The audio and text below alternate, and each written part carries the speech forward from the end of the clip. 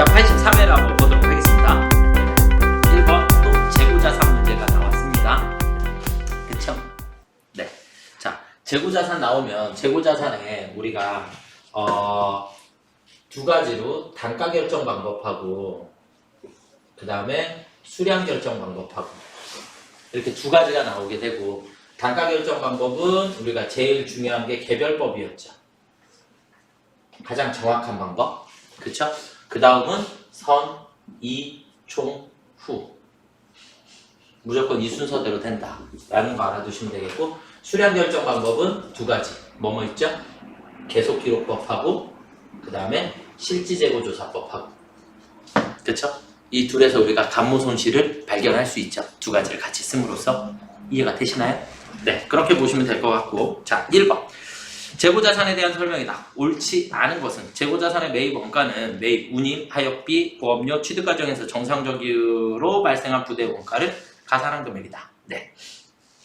후입선출법에 의해서 원가를 배분할 경우 기말 재고액은 최근에 구입한 게 아니라, 자, 후입선출법 그냥 이렇게 우리가 물가가 상승한다. 과거, 중간, 현재 이렇게가 된 거죠. 맞나요? 후입선출법은 어디서부터 나가요? 뒤에서부터 나가니까 과거치가 남죠. 그쵸? 과거치가 남게 된다. 2번이 정답. 그러니까 기말 재고가 최근에 구입한 상품이 남는 게 아니라 과거에 게 남게 됩니다. 이해되시죠? 네, 그래서 2번이 정답이고요. 선적지 인도 조건이다. 선적지 인도 조건. 우리가 선적지 인도 조건이 있고 그 다음에 도착지 인도 조건이 있다. 그럼 얘네들은 선적지 인도 조건은 선적하면 소유권 넘어가고, 도착지 인도 조건은 도착하면 소유권이 넘어가니까 선적지 인도 조건은 소유권이 넘어갔죠? 구매자의 재고자산이 됩니다. 그쵸? 재고자산의 원가 결정 방법에는 선, 이, 총, 후 이런 게 있죠? 그쵸? 그래서 이동평균법, 총평균법을 그냥 우리가 평균법 혹은 가중평균법 이렇게 얘기를 합니다. 아시겠죠? 네. 자, 2번. 유동성에 따른 분류가 다른 것은 그랬어요. 그러면 우리가 이거는 사장, 퇴 이렇게 외웠죠? 사채, 장기차익금, 퇴직급여, 충당부채, 비유동부채. 맞죠? 그래서 정답은 1번. 자, 그 다음 문제 3번은요. 결산 시 다음의 사항이 누락된 것을 발견하였다. 누락사항을 반영할 경우 당기 순이익의 증감액은 그랬어요. 그러면 당기 발생 미지급 보험료. 우리가 미지급이다. 미지급이다. 그럼 지급하지 않았으니까 미지급 보험료는 보험료를 지급해야죠. 그쵸? 이해가 되셨나요? 그러면 얘를 누락했으니까, 얘를 누락했다는 얘기는 비용이 그만큼 적게 잡혔다는 얘기죠. 맞나요? 미지급이라고 하는 것은 비용이 그만큼 발생해야 되는 거니까. 이해가 되셨나요? 그러면 비용이 누락됐으니까 작아졌다. 비용이 작게 계산되었다. 무슨 말인지 이해가 되셨나요? 그래서 비용이 작아졌다는 얘기는 비용을 늘려야지 된다. 그쵸? 얘의 효과는 비용이 늘어나야지 된다. 이렇게로 바뀌어야지 되고, 비용이 늘어났다는 얘기는 결과적으로 이익이 어떻게 됐다? 감소하게 된다. 이해가 되십니까? 얘는 문제를 잘 이해하셔야지 돼요. 왜냐면 얘를 반영했을 때의 문제가 나오고 얘를 반영하기 이전의 상황의 문제가 나와요. 그래서 문제가 두 가지로 나오니까, 그래서 얘를 누락했을 때는 비용을 그만큼 적게 잡았다는 얘기니까, 누락했을 상황은 비용이 적어졌다는 얘기는 이익이 어떻게 됐다? 증가했다. 이익이 과대 계상됐다 라는 얘기예요. 그래서 이 누락분을 반영을 했을 때, 누락분을 이제 얘에다가 정상적으로 반영을 했을 때는 비용을 증가시켜야 하고, 비용이 증가되니까 이익은 어떻게 된다? 줄어들게 된다. 무슨 말인지 이해가 되셨나요? 그래서 문제를 잘 읽고 문제에 맞춰서 풀이를 하셔야 합니다. 아시겠죠? 네. 그래서 그 다음에 외상매출금 보통예금 수령, 얘는 의미가 없죠. 수익 비용이 발생한 게 아니니까. 그쵸?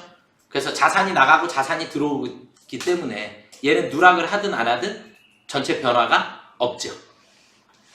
그래서 결론적으로는 이익이 7,000원만큼 감소해야 합니다.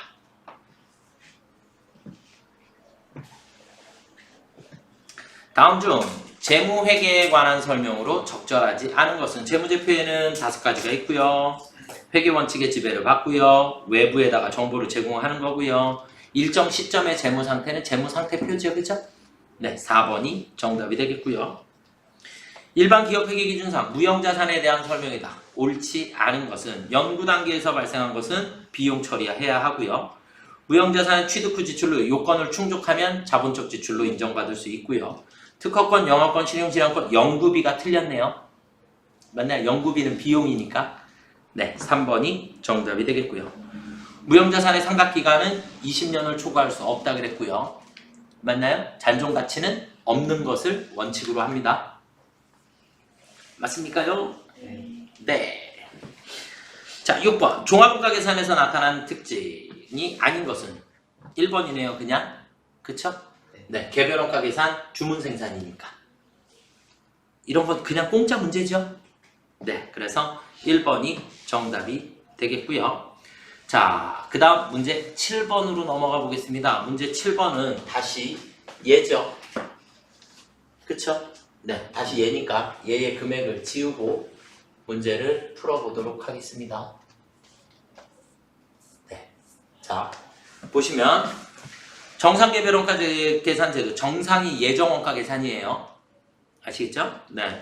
배부 기준은 직접 노무 시간이고요. 예상 노무 시간은 40시간입니다. 예상 노무 시간은 여기 밑에 있는 거 얘가 40시간이고요. 실제 노무 시간은 50시간입니다. 얘가 50시간이고요. 그 다음에 제조간접비 예정 배부액은 40만원입니다. 예정 배부액이 40만원이 나와 있네요. 실제 제조간접비 발생액은 50만원입니다. 라고 되어 있고요. 예정 배부율은 그럼 얘가 필요가 없죠? 그쵸? 예정 배부율은 그냥 40만원을 50으로 나눠주시면 되니까 8,000원입니다. 정답. 맞나요? 네. 그래서 이거는 그냥 이 틀을 외우셔야지 돼요. 그냥. 시험 문제 나오면 그냥 무조건 공짜니까. 그래서 정답은 2번입니다. 자, 그 다음은요. 문제 8번. 2020년 기간에 사용한 원재료는 100만원이다. 2020년 12월 31일 원재료 재고액은 1월 1일 원재료 재고액보다 20만원이 더 많아졌다. 그랬나요? 맞나요? 네. 우리 제공품이나 제품 계정처럼 T자 계정 그냥 하나만 있으면 될 것 같고요. 그 다음에 기초보다 기말이 얼마가 증가하였다. 이렇게 나오면 무조건 그 금액을 그냥 기초로 잡으시면 돼요. 아시겠죠? 아무 금액이나 쓰셔도 상관없어요. 20만원이 증가했다 그랬죠? 기말이. 맞죠? 그럼 기초를 20만원 써볼게요. 그러면 기말은 얼마가 돼요? 40만원이 되겠죠? 그쵸? 그 다음에 단기에 사용한 원재료는 100만원입니다. 그럼 소비한 게 100만원이니까 원재료 매입액은 120만원이 되겠죠? 무슨 말인지 이해가 되셨나요? 아시겠죠? 그래서 120만원 공짜 정답이에요. 만약에 얘의 금액을 기초를 120만원이라고 썼어요. 그럼 기말은 얘에서 140만원이 되겠죠? 그래도 100만원 쓰고 나면 얘 120만원 나와. 그래서 아무 금액이나 쓰셔도 상관없으세요. 뭐가 얼마가 더 증가하였다 라고 나오면 그냥 아무 금액이나 쓰시고 문제를 풀어주시면 됩니다. 왜냐면 대차평균의 원리 때문에 그래. 양쪽의 합이 무조건 같아야 되니까. 아시겠죠?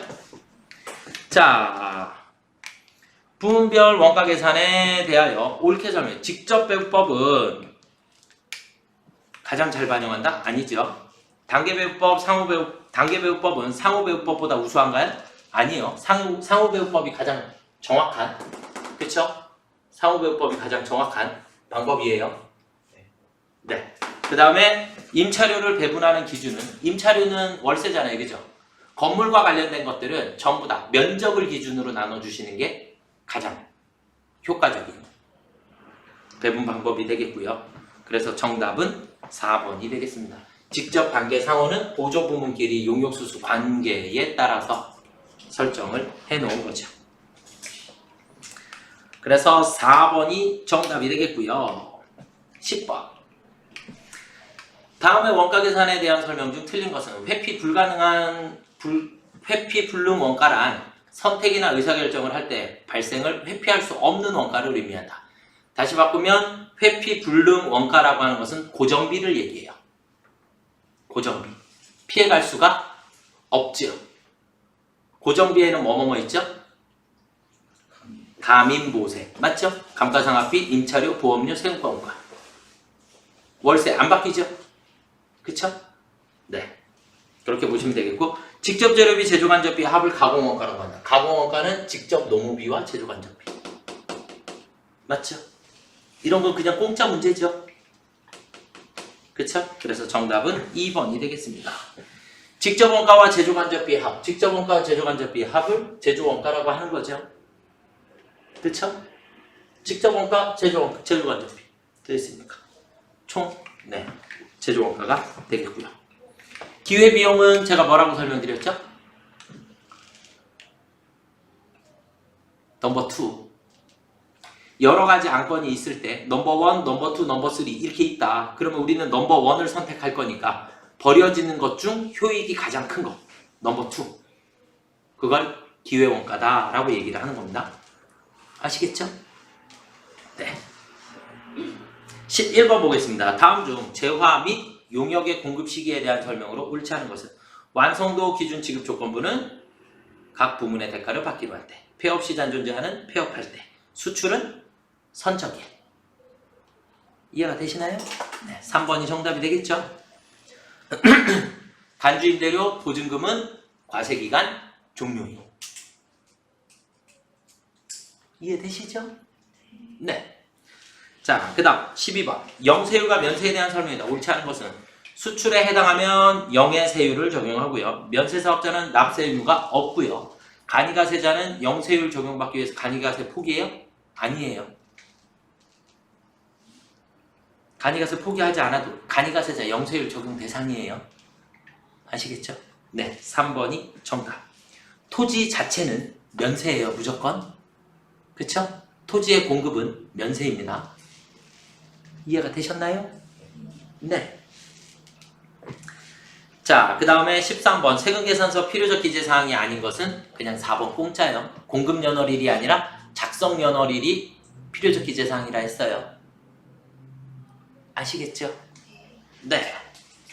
소득세법에 관한 설명이다. 옳지 않은 것. 소득세의 과세기간은 1월 1일서부터 12월 31일까지 변경할 수 없습니다. 아시겠죠? 네. 소득세의 납세지는 주소지로 하는 거고요. 소득세법은 종합과세제도이므로 거주자의 모든 소득을 합산하나요? 아니요. 누진세율이기 때문에 합산하면 세금이 더 많아져요. 개인 단위 과세입니다. 소득세는 무조건 개인 단위로. 아시겠죠? 부부간의 소득도 합산하지 아니합니다. 아시겠죠? 예. 그래서 3번이 정답이고요. 그 다음에 중요한 거 4번에 소득세는 개업, 폐업의 영향을 받지 않습니다. 부가세는 개업과 폐업의 영향을 받지요. 그쵸? 근데 소득세는 개업과 폐업의 영향을 받지 않습니다. 소득세는 무조건 1월 1일서부터 12월 31일인데 예외를 두는 게 두 가지. 사망하고 출국. 두 가지만. 사망일까지, 출국일까지를 과세기간으로 하게 됩니다. 그 이외에는 없습니다. 아시겠죠? 네. 자, 그 다음에 이제 15번에 보시면, 자, 15번은 제조라는 제조기업이 4월 15일 외부 강사를 초빙하여 특강을 하고 강사료를 200만원을 지급하였다. 그 대가 지급하면서 원천 징수할 세액은 지방소득세를 제외한다 그랬으니까, 우리가 기타 소득에서 필요경비가 몇 프로죠? 기타 소득의 필요경비는? 기타 소득은 필요경비를 빼야 하죠. 60%도 있고 80%도 있고 그렇다 그랬어요. 그런데 제가 60%를 외우시라 했어요. 기타 소득의 필요경비는 몇 프로를 외우라? 60%를. 그래서 일반적인 강연료, 그 다음에 뭐 원고료 이런 것들 나오는 것들은 다 60%를 필요경비로 하게 됩니다. 아시겠죠? 그 다음에 우리 이제 소득세 세율은 기타 소득세의 세율은 몇 프로예요? 20%입니다. 아시겠죠? 기타 소득세의 세율은 몇 프로요? 20%. 자, 그러면 200만 원을 지급합니다. 그럼 기타 소득 200만 원에서 필요경비 60%를 빼게 되면 40%가 소득이니까 80만 원의 기타 소득이 발생을 하겠죠? 그쵸? 기타 소득 금액이 80만 원, 80만 원의 20%니까 16만 원만큼의 세금을 원천 징수하면 되겠죠. 아시겠죠? 네. 시험 문제 이런 거 틀린다고 제가 절대 뭐라 안 해요. 아시겠죠? 이런 거 틀리셔도 괜찮아요. 그래, 우리 지금 계산 문제가 얘 하나 하고 8번 문제하고 그 다음에 앞에 7번 문제하고 그 다음에 4번도 계산이라고 3번도 계산이라고 할 수 있으면 지금 요 정도 틀리시는 것까지는 상관없으세요. 그런데 나머지들은 웬만해서는 쉽게 맞추실 수 있었던 문제다라고 생각이 듭니다. 계산도 지금 이 문제 그 다음에 T자 계정 푸는 거 이런 것들은 쉽게 찾으실 수 있는 거니까 실제 소비, 예정 소비 이런 것들은 반드시 암기를 해주셨으면 감사하겠습니다.